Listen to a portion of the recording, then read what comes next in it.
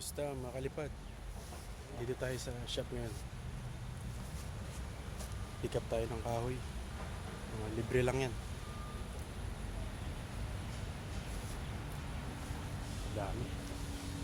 Kung magagawa mo tayong kulungan, pwede. Hindi na kailangan bumili gaano ng material. Dami ko na nakuha eh.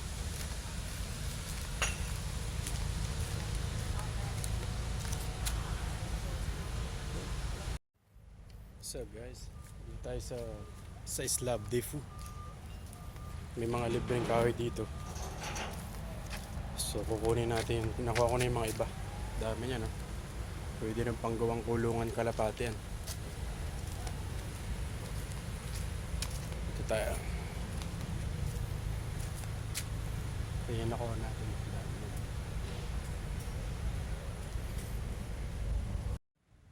Ayos, daming kahoy. Pwede pang gawang kulungan kalapati to men.